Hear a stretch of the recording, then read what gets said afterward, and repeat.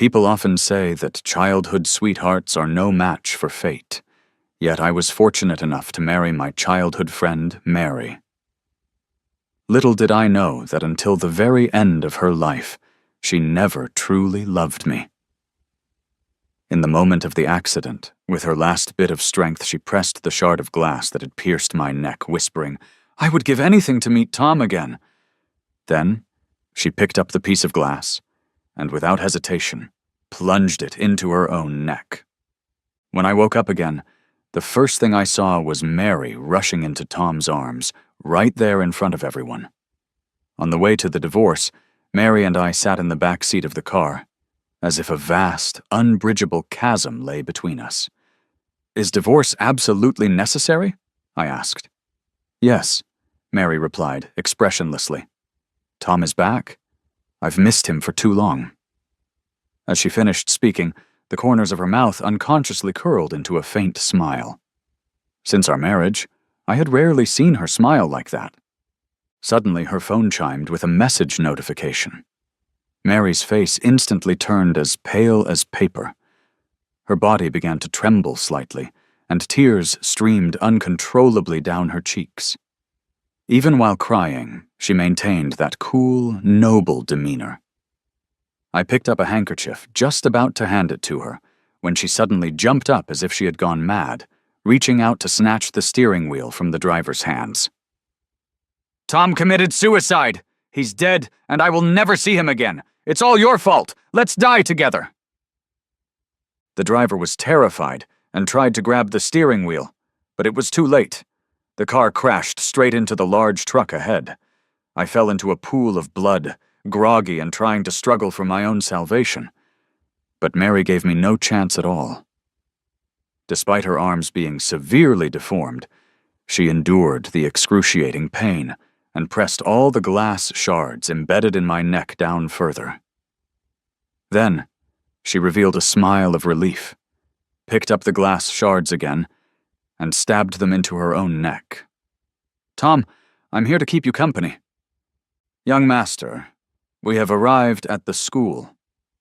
A call suddenly woke me up, and I opened my eyes wide, jolted by a bone-chilling cold. Perhaps it was the effect of adrenaline. When death approached, I surprisingly didn't feel much pain, only the deep-seated cold that penetrated my bones.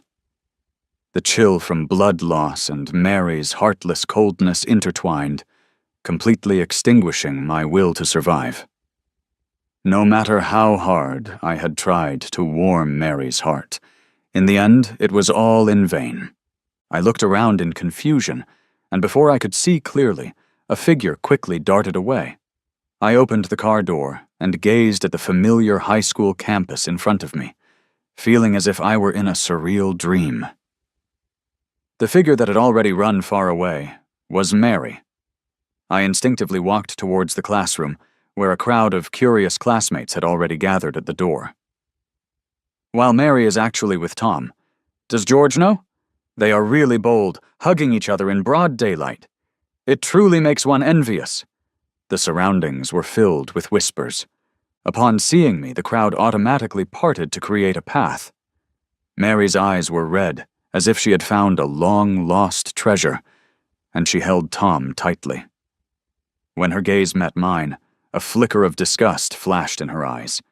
At that moment, I clearly realized that this was not a dream. I had truly returned to the past. Seeing her excitement and joy, I lowered my gaze and said softly, "It's time for class."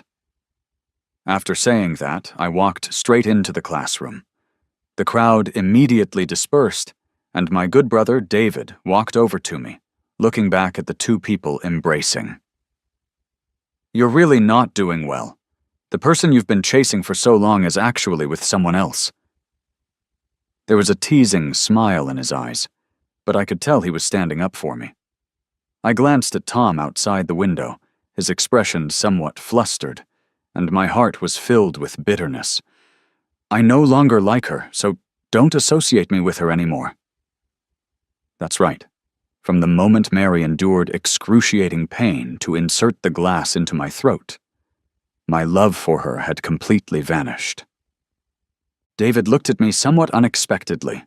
After all, anyone could see my possessiveness towards Mary.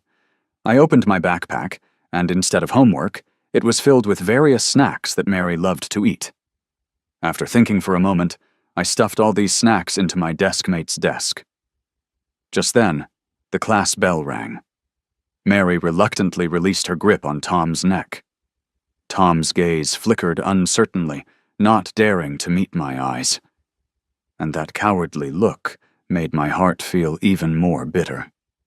Mary has always believed that I used tricks to force Tom to leave for another place, causing them to miss each other. But little did she know it was Tom who approached me first to negotiate terms. As long as I gave him the opportunity for a government-funded study abroad slot, he would no longer compete with me for Mary. At that time, I loved Mary deeply, but her gaze was always on Tom. Faced with the opportunity that came to me, I naturally seized it without hesitation. Later, Tom went abroad, and Mary and I continued to have a cold war until we graduated from college. Mary returned to her seat, bumped my table, and said, "Give me some bread and milk." She sat in the front row and was too lazy to turn around. I pretended not to hear and lay on the table in a daze.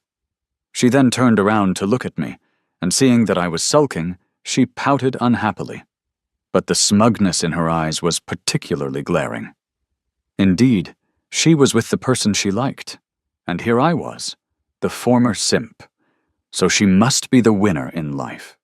After the class ended, my thoughts became a little clearer. Looking at the empty desk of my deskmate, I decided to find something to do, to distract myself. As soon as class was over, Mary naturally took my backpack that was hanging on the chair. She rummaged through it for a long time, found nothing, and simply reached into my desk to search. "Where are the snacks you brought me? I haven't had breakfast yet." Her beautiful brows and eyes were filled with anger, just like in our past life after marriage, as she questioned me with a sense of entitlement. In the past, I would shamelessly coax her in a low voice. But now, why should I? "You didn't eat breakfast? What does that have to do with me?" I slung my backpack over my shoulder, packed the snacks I had stuffed into my deskmate's desk back in, and turned to leave. Mary stamped her foot and snorted coldly. "Got some skills now, don't think it'll forgive you easily." This is her usual way of threatening me, and hearing this, I am filled with sarcasm. She is just the daughter of my family's maid, yet she is so oblivious to her own insignificance, taking advantage of my fondness for her. I took out my phone and made a call home. "Mom, clean up Mary's room and let her move to where she should be. Also, you don't need to give her living expenses anymore." Mom was very surprised, but more than that, she was excited. She didn't ask many questions about the reason, seemingly afraid that I would change my mind, and after agreeing, she quickly hung up the phone. I really am a fool. To please Mary, I once threatened my family with my studies and treated her like a daughter. Not only did I prepare a separate room for her, but I also covered all her living expenses, and her monthly allowance was even higher than mine. Looking back now, I really want to slap myself a few times. After I asked the homeroom teacher for my deskmate's address, I rushed over immediately. I remember that in my past life, this deskmate also hadn't come to school for several days, and the next time I heard news about her, it was that she had committed suicide. The girl at the next desk is very quiet, studies hard, and her grades are quite good. I really can't understand why someone who works so hard would choose to commit suicide. After passing through several alleys that emitted a foul odor, I finally found her home. In front of the dilapidated house was a large character that read, "Demolish." I frowned slightly and continued upstairs. The higher I climbed, the more intense the feeling of sadness became, until I saw the white couplets posted at the door. My heart sank suddenly, and my feet felt as if they were filled with lead, unable to take another step forward. The door to the room was wide open, and in the dim yellow light, the sound of soft weeping could be heard, sending chills down my spine. "Lily!" I called softly into the room. The sobbing in the room abruptly stopped, and then a slender girl walked out. Her eyes were red and swollen, and when she saw me, a hint of color finally appeared on her otherwise lifeless face. "You? How did you find my house?" "I see you didn't go to class, so I came to check on you." She stood at the door, showing no intention of inviting me in to sit. I gathered my courage and said, "Aren't you going to invite me in to sit for a while? I brought you my notes from the past few days." Lily took a deep breath and reluctantly made way for a path. As soon as I entered, I saw a memorial photo of a kindly-looking elderly lady placed in front of the dining table. Next to the table, there was a particularly conspicuous bottle. I had never seen pesticide before, but I knew that the bottle contained pesticide. I was suddenly flustered. "You wouldn't drink this, would you?" Lily nervously tried to hide the bottle, but I was quick and snatched it away. "Come on, let's go to the hospital." She stood firmly in place. "Lily, what are you doing? Your grandmother worked so hard to raise you. She must hope to see you live a happy life." Lily completely broke down, squatting on the ground with her face in her hands, crying. I studied hard, desperately trying to escape my fate, but what's the result? We were about to sign the demolition contract, yet the developer suddenly backed out. My grandmother is still waiting for the demolition money to save her. Why? Why give me hope, only to let me despair? After understanding the situation, I realized that Grandma Lily chose to commit suicide to avoid burdening Lily when she learned that the relocation was hopeless. My heart was filled with mixed emotions because it was I who had threatened my dad to withdraw the relocation. Dad bought some land to prepare for development to ensure that Mary's family could receive the compensation for relocation. I convinced Dad to invest in their area first. Because of this action, the relocation for Lily's family was delayed. I never expected that this would lead to the loss of 2 lives. And after Mary's family received the compensation, they not only showed no gratitude, but also said it was just their good luck and told me not to think of taking credit for it. Living is really too exhausting, and I no longer have the motivation to keep going. I earnestly persuaded her for a long time, and I don't know which words touched her, but her eyes finally regained a bit of sparkle. To prevent her from doing anything foolish again, I quickly ran downstairs to buy her a mobile phone. Seeing that there was no food at her home, I also left all the snacks in my bag for her. By the time everything was done, it was completely dark outside. At that moment, Mary called. As soon as the call was answered, a voice filled with mockery and questioning came through. "George, you better get your ass back here." The tone of that command was as if ordering a dog.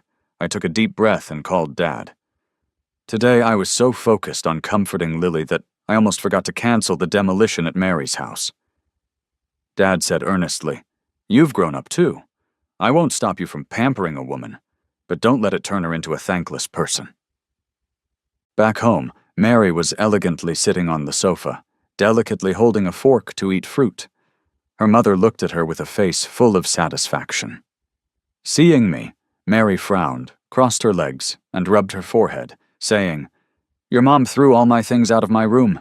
You need to take care of it quickly." The tone of her command made it seem as if she were the mistress of the house. In the last life, that was indeed the case, but now she clearly hadn't grasped the situation. Mom stood by, staring at me intently, afraid that I would threaten her again. I glanced at Mary and said, "If you throw it away, then throw it away. A maid's daughter living in the master bedroom for so long really thinks too highly of herself." Mary clearly didn't expect me to say that. Her eyes filled with disbelief. "Mom, what are you doing? The daughter of a nanny is enjoying herself in my house. Does she deserve it?" I picked up the half-eaten fruit in front of her and disdainfully threw it into the trash can. I knew this action would definitely anger Mary. Sure enough, Mary stood up, walked in front of me, and slapped me without hesitation. "George, you are too much." She touched her hand, looking at me with grievance, waiting for me to comfort her. That's right, in my past life. When she got angry and hit me, I would still lean in and ask her if it hurt, telling her not to do it herself next time. But this time it's different. Mom rushed over like crazy and slapped Mary's face several times. "What do you think you are, daring to lay a hand on my son? Not knowing your own place. I suggest you all just get lost." Mary didn't expect her mom to take action. In a fit of anger, she laughed and said to me, "Are you just going to watch your mom bully me like this?" I am checking my mom's hand. It is a bit red and swollen. "You said you would get to work, so how did you end up hurting yourself? Next time, why not use a more convenient tool?" The treatment that once belonged to Mary has now shifted to her mother. Mary, furious, picked up a nearby vase and smashed it hard on the ground. "George, this is a vase from the Tang Dynasty worth 8 million. Mom suddenly pushed me away, looking at the broken pieces on the ground with a pained and speechless expression. Mary crossed her arms and raised her chin proudly, saying, "George, hurry up and get your mom to apologize to me or I'll smash your whole house." I looked at her like she was a fool and dialed the emergency number. When the police arrived, Mary remained dignified and aloof, refusing to admit her mistake and even giving the officers a cold shoulder. Her mother, Dina, stood frozen in place, watching as the person was taken away, unsure of what to say. "Dana, I give you 15 minutes to pack your things and leave immediately. You can't treat me like this. If Mary comes back, she definitely won't forgive you." Over the years, Dina has also grown quite a bit of an attitude, subtly considering herself my mother-in-law. I stopped wasting time and instructed the butler to hurry and get people moving. In less than 15 minutes, Dina's belongings were all thrown outside the iron gate. At midnight, perhaps Mary couldn't hold on any longer. The police station called me. "Hello?" As soon as the call was connected, Mary's voice came through. "I am the future Mrs. George, so you better let me go, otherwise I will remember all of you, and none of you can expect a promotion." Then she threatened disdainfully. The police officer who called me was also a bit angry. "You just want to bail her out, but we won't release her. It's too insulting." "Officer, she's just the daughter of our housekeeper, and the housekeeper was just fired as well. You can handle it however you see fit. If she can't come up with the compensation money, then deal with it according to the law." After saying this, I immediately blacklisted everyone related to Mary. I originally thought Mary would stay in the detention center for at least a day or two, but unexpectedly, I ran into her at school the next day. She sat in her seat, her eyes red as she watched me pass by. Tom kindly helped her wipe away her tears.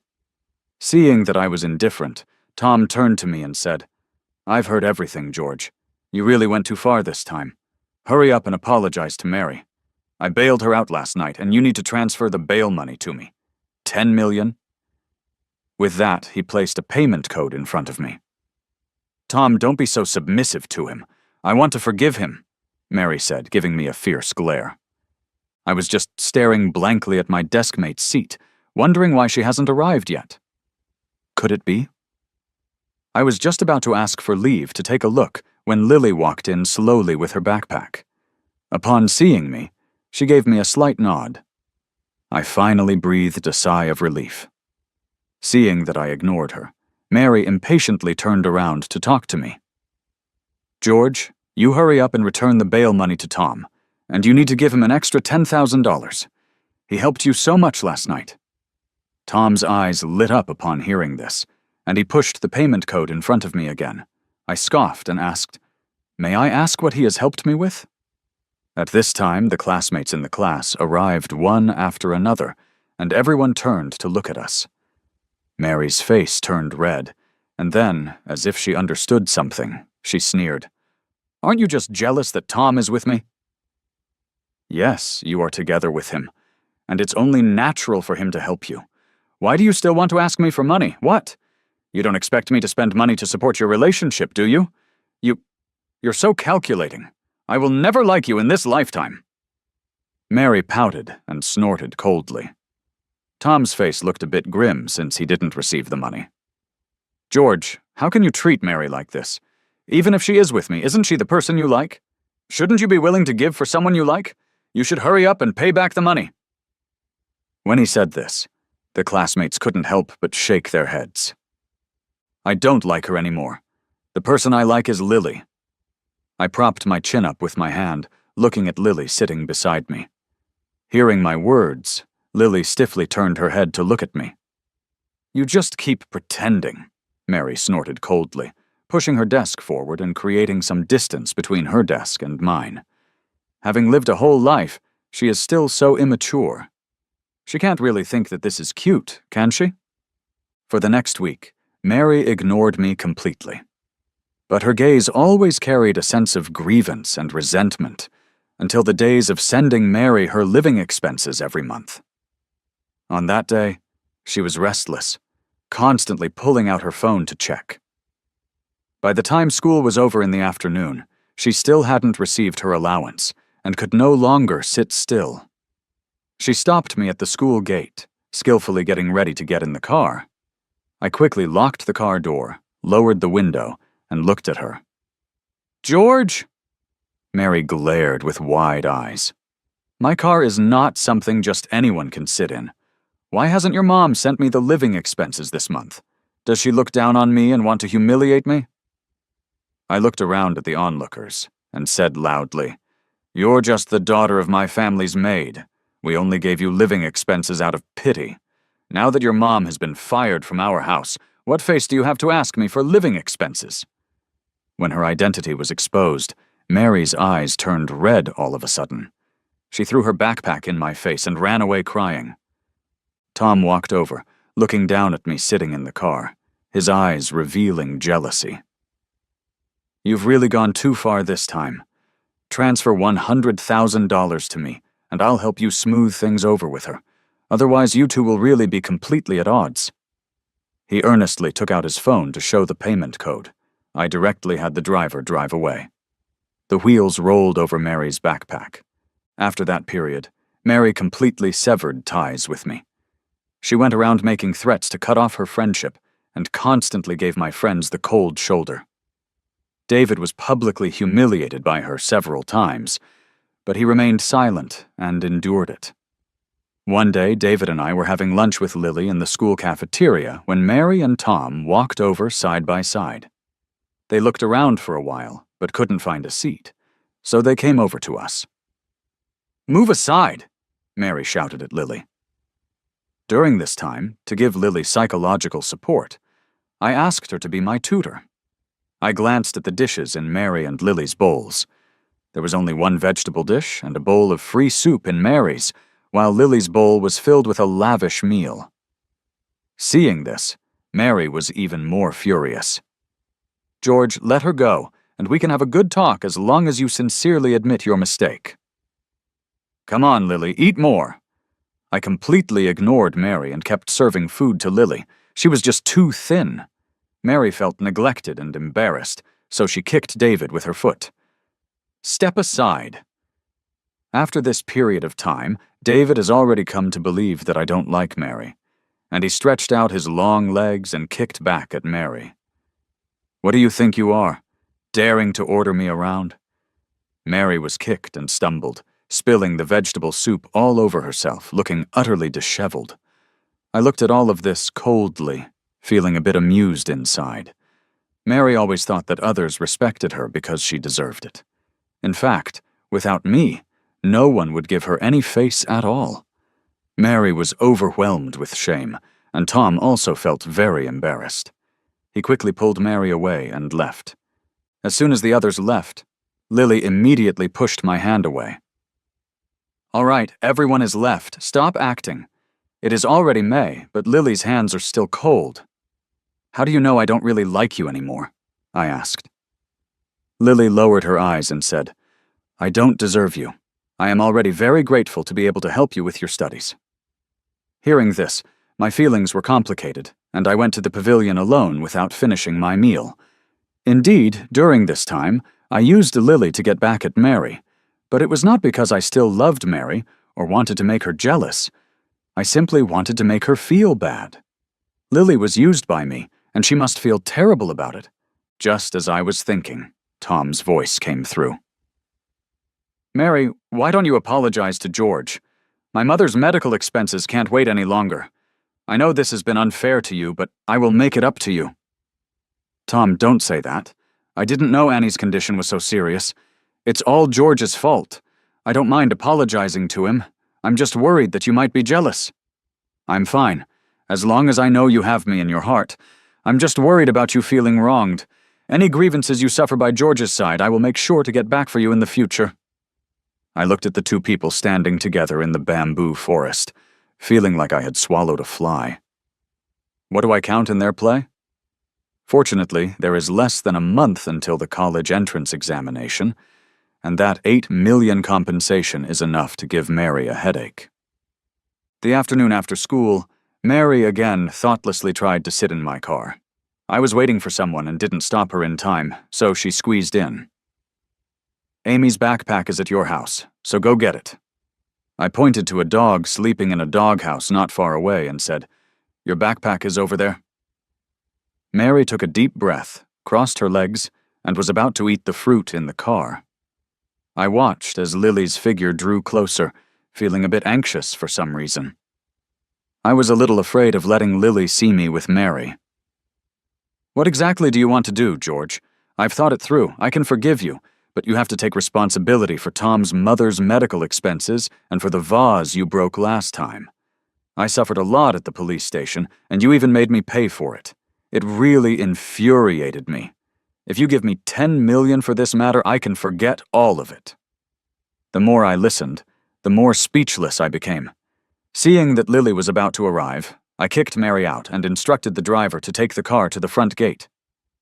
George, I am really angry, and I will definitely make you regret it. I took Lily's backpack and helped her into the car.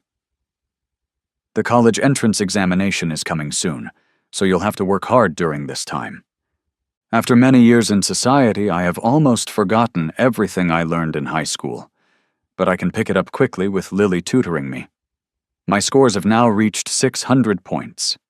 In my previous life, I scored 650 points, while Mary and Tom only scored 560 points. Worried that they would be together in college, I applied to the same school as them. Although studying wasn't very useful for me, the knowledge from my past life was enough for me to advance in the company, but who would complain about having a higher degree? I am studying hard on my side, while Mary is trying to get back at me. She is even more blatant in showing off her affection with Tom in front of me. On the eve of the college entrance examination, she sent me a multimedia message. I will forever belong to Tom in this lifetime. The accompanying image is of a large bed in a small inn with yellowed sheets and shabby decor, clearly the kind of place where you can stay for just a few bucks a night. Mary, you dare! Mary immediately replied, You forced me. After saying this, I didn't pay any more attention to it. The next 2 days, the exam went smoothly. Mary's repayment time is also approaching. At that time, they agreed to repay after the college entrance examination, and now I want to see how they will handle it. If the living expenses my family has given her over the years had not been spent, we should be able to save up $2 million. Her mother's salary is also decent, and if the family pitches in, we can definitely come up with $3 million. When I went to collect the debt, Mary still held her head high. Give him the money. $8 million, I reminded. But we don't have $8 million, Mary's mother said worriedly. This house is going to be demolished soon, right? The compensation for the demolition will definitely be a lot, so let's sell this house first. Saying this, she pulled her family aside. Don't worry. George is just betting hard with me. It's just a matter of who gives in first. I know him well enough. In the end, they'll get all this money back. Her family finally breathed a sigh of relief. Finally, Mary's uncle bought their house for $5 million, agreeing that they would buy it back for $8 million later. If they didn't buy it back, all the demolition money would go to her uncle. I happily accepted the money and took a sentimental glance at this dilapidated old building. In my previous life, I invested quite a bit of money to develop this area, but the results were disappointing.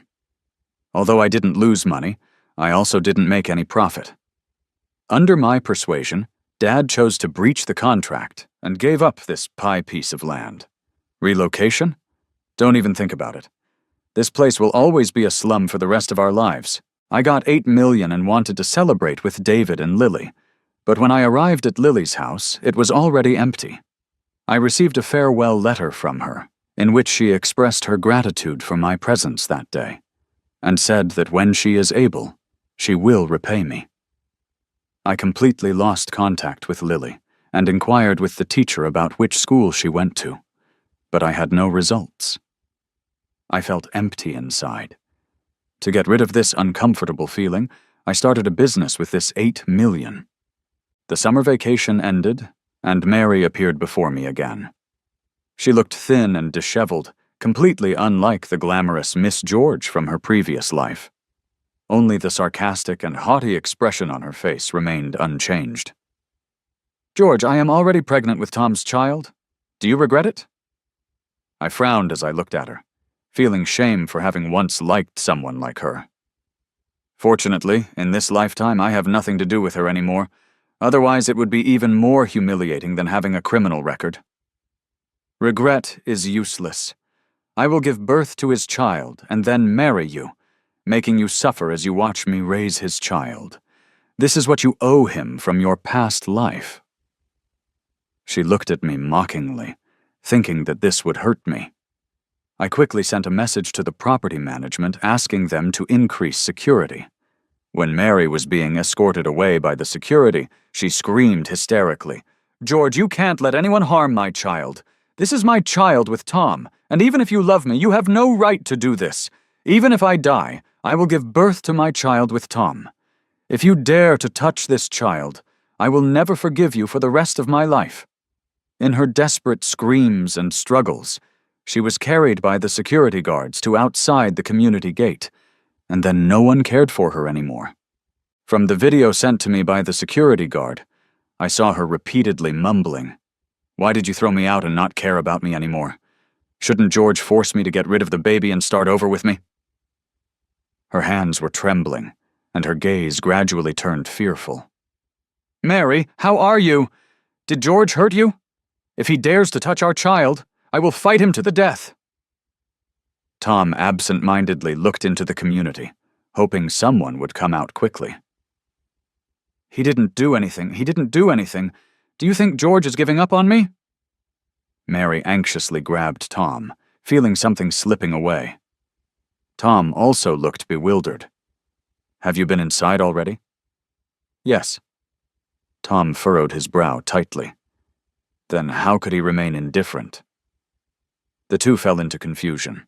I turned off the video and I no longer wanted to know about Mary. In her sophomore year, Mary somehow found my contact information and angrily questioned me. "Is it you again?" I am a bit confused. I've almost forgotten what kind of person she is. "What did you use tricks to force Tom to go abroad again? Do you know how much he suffered overseas in his past life?" "George, you are really too immature. Fine, I give in. I agree to marry you. Just stop targeting Tom." I glanced at the time. Tom also went abroad at this time in his previous life. Mary thought that all these years I still liked her. How ridiculous. It has nothing to do with me. I'm not interested in your matters. Mary is skeptical. "Stop lying. I haven't liked you for a long time. Ever since the day you got together with Tom, I've had no interest in you at all. I hope you can understand that." "I don't believe you. If you don't like me, why don't you find a girlfriend or have any flirty interactions with other girls?" Mary said playfully. "I'm too lazy to waste words with her. The reason I don't date is indeed because I like someone, but that person is not her." I opened the social media app and clicked on Lily's account. She is now full of confidence, radiating energy, and is about to go abroad for an exchange program. The girl who once was timid and shy, like an ugly duckling, is slowly transforming into a beautiful swan. Mary then came to me several times, wanting to leave the child with my mother for her to take care of. I directly called the police and said she wanted to abandon the child. she could only huddle in her old, leaky house, waiting day after day for Tom to come back. David told me about her situation. Her family is increasingly dissatisfied with her because they have no money, and now there's an additional child. The family wants to send her back, but she kept saying that I would marry her after graduating from college, which reassured my family. It's just that without money, her life has been quite difficult in recent years. Because she has to raise her child and earn a living, she can only set up a stall. On the day of her university graduation, Mary appeared again. She was dressed beautifully and stood proudly in front of me and my classmates.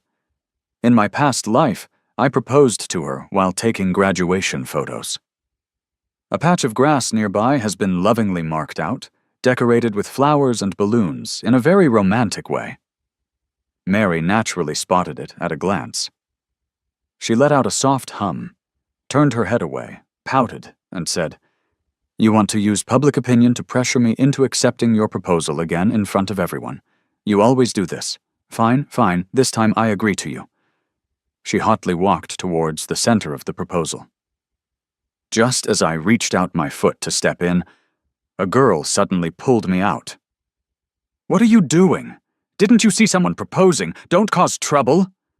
Mary stumbled and almost lost her balance. She glared angrily at the girl in front of her.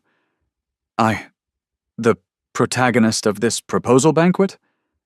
The girl seemed to have heard some huge joke. "You? How is that possible?" Mary proudly lifted her chin, drawing envious glances from those around her. Before the crowd could envy her for a few seconds, the girl shattered her beautiful dream. "This is what my sister prepared to propose to the boy she has a crush on. You need to get a grip on the situation, okay? A girl proposing to a boy?" Under the astonished gazes of the crowd, Lily slowly emerged from the throng. I was pushed from behind and uncontrollably found myself in the middle of the love heart. Seeing Lily, I was so shocked that I couldn't speak, just quietly looking at her, my eyes gradually becoming moist. This is the first time I've seen her in 4 years. It's been a long time since we last met. "Would you be willing to marry me and be my other half?" Lily's eyes were red, and her gaze was sincere. Mary was taken aback and rushed between us like a madwoman. "Lily, what do you think you are? A poor person like you still wants to climb up to George?" Lily completely ignored her and slowly said to me, "I know I don't deserve you, so I've been working hard all these years. This is my company, and currently the annual profit is around 100 million.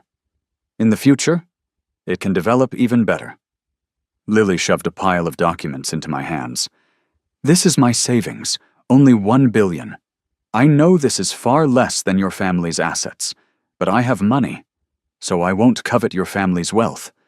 I only want to covet you as a person." She gazed into my eyes, full of affection. "Are you willing?" Mary stood frozen in place. The figure of 1 billion made her feel as if she had fallen into an ice cave. She rushed over and snatched the ring from Lily's hand, desperately trying to put it on her own finger. "George, I accept your proposal. I will marry you. Let's hurry back home." She dared not face it all, her breathing heavy. "I am willing." Pushing Mary aside, I pulled Lily into my arms. Mary's voice trembled. "George, how can you treat me like this? The person you clearly like is me. Why do you have to agree to someone else's proposal just to make me angry?" The onlookers began to whisper, and some envious people started to make sarcastic remarks. Could it be that he's the scumbag who abandoned his ex-girlfriend? She's crying like this, and you guys have the nerve to be together in front of her? I let go of Lily and looked at Mary with a cold expression. "Mary, stop talking to yourself. We are just high school classmates, at most. Yes, I was foolish enough to like you for a while, but after you got together with Tom, I kept my distance. You also had a child with Tom, and everyone has their own lives now. Why do you still want to entangle me? Just because I liked you once, does that mean I have to be your slave for life?" After speaking, I left with Lily. Only Mary was left standing there in a daze, being pointed at by others. I don't know who posted the scene online, but it immediately caused a huge uproar. The identities of the few of us were all exposed, and everyone began to praise me and Lily as a golden couple, while cursing Mary as a toad wanting to eat swan meat. Seeing this, I let out a sigh of relief. The nightmare of my past life has finally come to an end, but we need to hurry up with the wedding arrangements. At first, I followed Lily with a fake account, occasionally sending her words of encouragement. It turns out she always knew. She left me because of her insecurities, and over the years, she worked hard to be worthy of me. She said that unequal relationships will ultimately fail. She doesn't want to compromise for me, nor does she want me to go against my family for her. My mom held Lily's hand, laughing so hard she couldn't close her mouth. You've suffered these years, my girl. Our family doesn't care about social status. As long as the person is good, that's enough. I married Lily, and soon we had a pair of twins. Life was simple and happy. I asked about Mary. I heard that when she found out I was getting married, her family almost killed her. Everyone said she was too dramatic, and it backfired. They forced her to come and apologize to me, begging for forgiveness. But she and I are no longer from the same world. She can only occasionally hear news about our group in financial magazines or the news. Later, I heard that her family forced her to marry a bachelor and received quite a bit of dowry. Later on, I saw news about her in the social news section. A woman named Mary killed a man at 8 a.m. today. The scene was bloody, and when she was arrested, she attempted to commit suicide repeatedly, murmuring that if she died, she could go back. Mary gradually fell into a stupor, and everything from the past flashed before her eyes like a revolving lantern. She was once well off, a Mrs. George who was respected by everyone. With a beep, her phone received a message notification, and Mary's face instantly turned pale. Although everyone envies her for soaring to the treetops and becoming a phoenix, what she has lost is love. Later, she found love, but it was not sweet, and she regretted it again. Let me start over again. Mary opened her eyes again, and the surroundings were very unfamiliar. The iron bed frame made a cracking sound. The visiting time is up. Hurry up and go out. As soon as the others left, a fat woman slapped Mary hard. If you pretend to be confused again, it'll kill you.